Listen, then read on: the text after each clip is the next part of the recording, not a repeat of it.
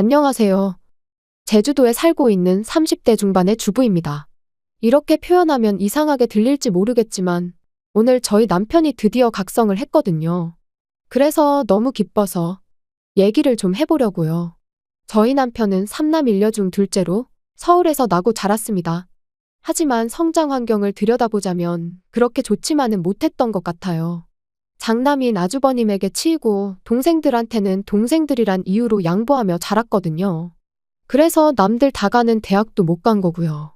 그런데 정작 시부모님은 그런 저희 남편을 안쓰럽게 여기시긴커녕 대학도 못 간 놈이라며 차별을 하시기 일쑤시지요. 그나마 남편 성격이 긍정적이라서 시부모님의 그런 괄시에도 불구하고 자기가 잘 풀렸으니 다 된 거 아니냐는데, 저는 제가 직접 겪은 일이 아닌데도 그 일을 생각하면 속상해서 말도 못해요.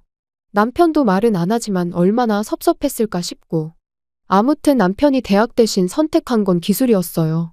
그리고 그렇게 젊어서 배워둔 기술을 기반으로 저희 부부가 제주도에서 정착할 수 있었죠. 다만 제주도가 좁다면 좁은 동네다 보니 정확히 무슨 일을 하는지라든가 상호 같은 건 비밀로 하겠습니다. 제주도 관광이 다 죽었다며 뉴스에 심심찮게 들려오지만 그래도 저희는 저희 나름의 노하우가 있어서인지 아직 크게 체감하지 못할 만큼은 벌고 있어요. 이렇게 말하면 유치하게 들릴지는 모르겠지만 성수기 비성수기를 감안하더라도 서포트 빵빵하게 받고 자란 남편의 다른 형제들보다 훨씬 잘 먹고 잘 살고 있달까요? 그런데도 시부모님은 아직도 저희 남편을 무시하시네요. 잘나고 똑똑한 놈들은 죄다 회사 생활한다고, 장사는 못 배운 놈들이나 하는 거라면서요. 착하고 순한 둘째 아들이라서 부모님 고생하실까봐 갖고 싶은 거 참고 먹고 싶은 거 참아가며 번번이 다른 형제들을 먼저 챙겼을 뿐인데 그걸 알아주고 미안해하고 고마워하고 그러시진 못할 망정 말이죠.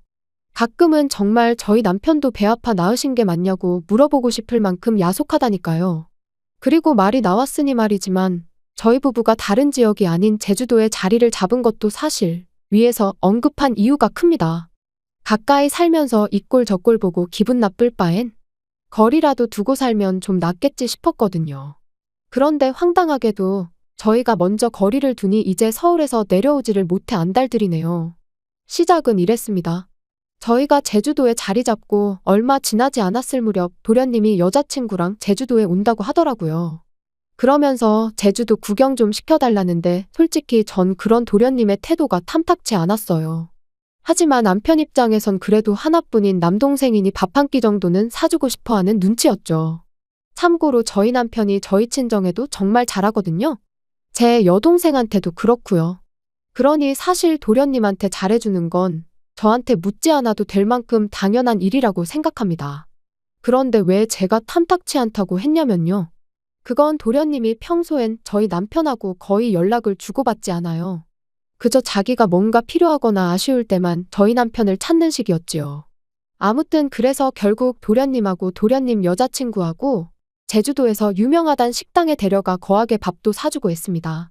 그런데 이걸 신우도 알게 되면서 또 놀러오고 또 뒤이어 질세라 아주버님하고 형님도 애들까지 데리고 내려오고, 그러니 돈도 시간도 속된 말로 얼마나 까먹었는지 몰라요. 게다가 솔직히 신우랑 형님은 평소엔 자기들끼리 딱 붙어서는 얼마나 뒤에서 제 욕을 하고 다녔는지 다 아는데 제주도 내려와서는 어찌나 친한 척을 해대던지 기가 막혔죠. 게다가 처음 내려왔을 때 한번 잘해줬더니 그게 응당 당연한 거라고 생각한 건지 이후로 툭하면 무슨 통보하듯 제주도 간다 누구랑 간다 해가며 연락을 해오는 거예요. 그리고 그럴 때마다 스트레스가 이만저만이 아니었어요. 물론 누군가는 그럼 그럴 겁니다. 그런 연락 그냥 무시하면 그만이지 않냐고요. 하지만 그때만 하더라도 아예 시댁하고 연을 끊고 산다거나 그런 건 생각해 본 적도 없었으니 무시하는 건 어려운 일이었어요. 무시했다간 또 저나 저희 남편에 관해서 어떤 험담을 하고 다닐지 가늠도 안 됐고요. 여담이지만 저희 남편이 바보도 아니고 솔직히 시부모님이나 형제들이 자기를 얼마나 무시하고 깔보는지는 잘 알고 있었어요. 하지만 그렇다고 자식이 부모를 모른 채 할 수 있냐, 형제를 버릴 수가 있냐 하는 사람이었습니다. 그리고 그래 다 좋다 치자고요. 같이 육지에 살았어도 한 달에 한 번은 만나서 밥 먹을 수도 있고 그럼 저희가 살 수도 있는 거니까 그렇게 생각하면 제주도에 왔다는데 밥 한 끼 사주는 거 어려운 일이 아닐 수도 있죠. 하지만 일단 신호부터 얘기하자면 누가 좋아한다고 그렇게 툭하면 형님을 헐뜯으며 제 환심을 사려고 했어요. 그리고 돈이 어디서 나는지 허구한 날 자기 친구들이라며 같이 내려와서는 재워달라는데 그럴 때마다 시부모님은 그럼 여자애를 밖으로 돌릴 거냐 하시며 재워주라 하셨죠. 그리고 형님이라고 별반 다르지 않았어요. 저는 애가 없어서 그런지는 모르겠지만 툭하면 유치원 인맥이라면서 그렇게 애엄마들하고 내려왔거든요. 그리고는 누가 묻지도 않았는데 한다는 소리가 저 언니는 남편이 무슨 사업을 한다, 저 언니는 남편이 어디 회사를 다닌다. 마치 저한테 자기가 그런 여자들과 어울리는 게 대단한 일인 것 마냥 의시되면서요. 게다가 제가 보기엔 솔직히 어떻게든 그 여자들한테 잘 보이고 싶어 혈안이 된 것 같았는데 막말로 기고 싶으면 자기나 기면 되지. 저랑 저희 남편까지 무슨 그 사람들 시중이라도 들어줘야 하는 것 마냥 이것저것 요구를 해대더라니까요. 그래서 결국 그 말도 안 되는 뒤치다꺼리를 1년 정도 하다가 남편한테 더는 못 해먹겠다고 했습니다. 이러려고 제주도 내려온 거 아니라고? 이럴 것 같으면 다 정리하고 다시 서울 가자고요. 그랬더니 남편이 미안하다면서 자기가 이제 못 오게 하겠다는 거예요. 하지만 남편 성격에 딱 부러지게 말을 못할 것 같고 또 남편이 욕먹는 것보단 차라리 제가 먹는 게 낫겠다 싶었죠. 하다못해 누구든 싫은 소리라도 하면 이참에 에라 모르겠다는 심정으로 확 들이받겠다는 생각도 들었고요. 그래서 남편더러 가만히 있으라 하고 신우와 형님한테 연락해 당분간 장사도 바쁘고 해서 와도 뭐 해줄 수 있는 게 없다고 얘기했습니다. 그러니까 따로 연락 안 줘도 된다면서요. 그랬더니 이건 뭐 알겠다는 말 한마디 없이 두 사람 다 더는 연락이 없더라고요. 보나마나 둘이서 또 편먹고 짝짝꿍이 되어 얼마나 저를 씹어대고 있을지 안 봐도 비디오였죠. 그러다 얼마 전이었어요. 저희 어머니 생신이기도 해서 서울에 올라갔다가 시댁에 들렸는데 어째서인지 아주버님이 와 계시더라고요. 그리고는 저희를 보더니 말도 안 되는 하소연을 늘어놓기 시작했습니다. 며칠 전 형님하고 싸웠는데 일이 커져서 별것까지 하게 됐다는 거예요. 부부싸움을 얼마나 크게 했길래 별것이기나 하냐 물었습니다. 그랬더니 따지고 보면 다 저희 때문이라면서 이야기를 하는데 듣자 하니 형님이 얼마 전부터 그렇게 제주도에 내려가서 살자고 조르더랍니다. 서울살이가 갑갑하다면서요.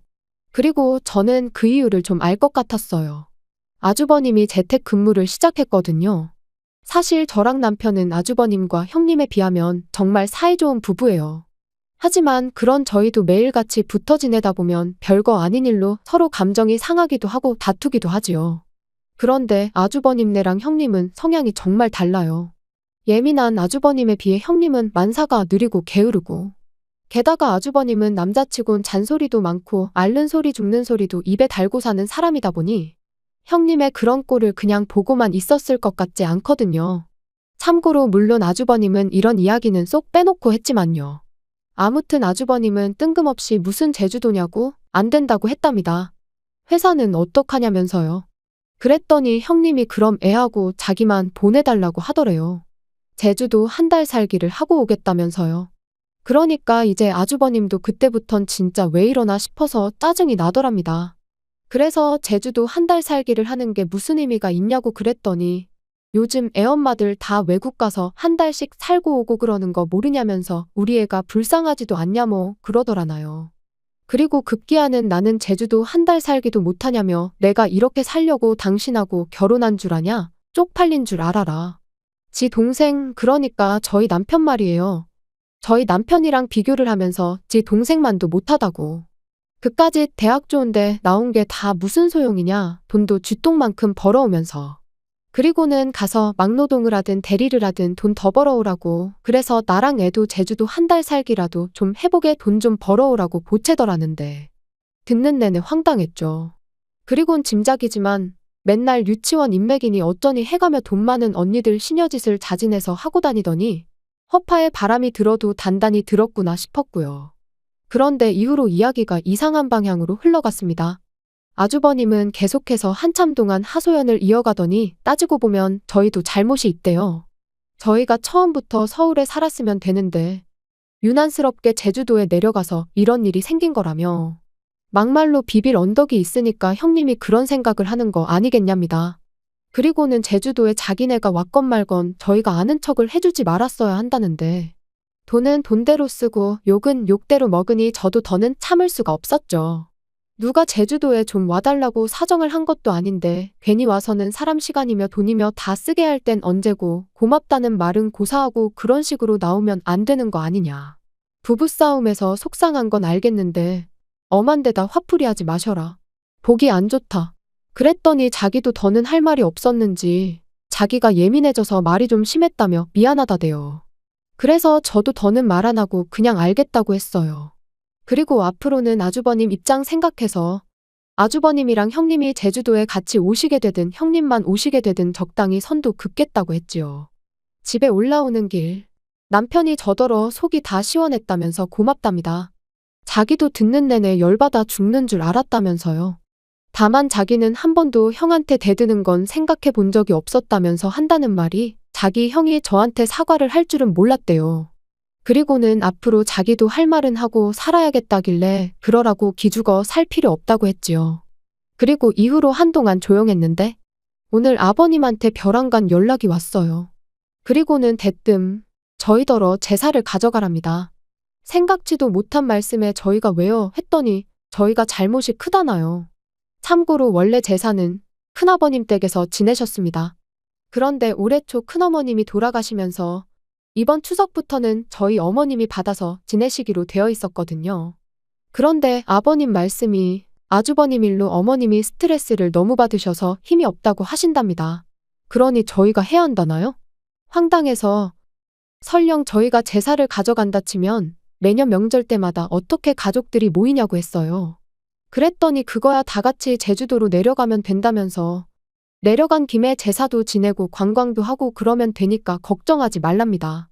그리고는 비행기표는 돈 잘 버는 저희가 사서 보내주면 되는 거고 잠이야 저희 집에서 자면 되는데 뭐가 걱정이냐고요. 그리고 그제서야 아차 정신이 번쩍 들었죠. 제사를 가져오는 걸로 끝날 일이 아니구나 싶어서요. 그래서 저도 그게 무슨 말씀이시냐 왔다 갔다 하시는 거 다 알아서 하셔야 한다. 그리고 오셔도 재워드릴 수도 없으니 그런 기대는 마셔라 했습니다. 아주버님네 챙겨줬다가 얼마나 욕을 먹었는데 저희가 미쳤다고 또 그 짓을 하겠냐고요. 그랬더니 저희더러 부모 형제 다 버리고 제주도까지 내려가서 살 때는 이만한 각오도 없었냐는데 솔직히 말이 좋아 이 꼴 저 꼴 보기 싫어 떠나온 거지 사실 쫓겨난 거나 다름없다고 생각합니다.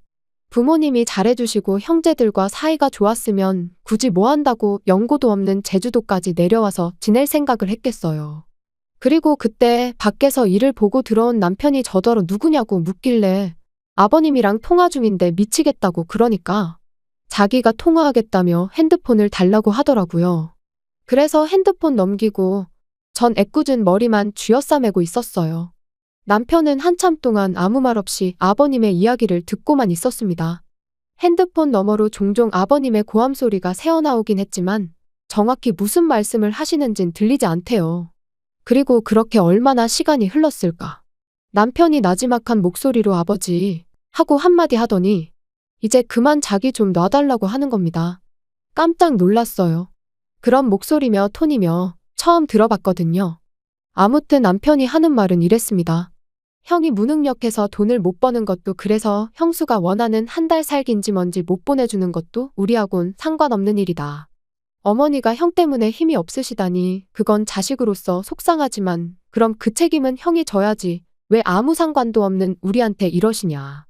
우리 제주도 내려올 때 누구 한 사람 가지 말라고 잡기를 했냐.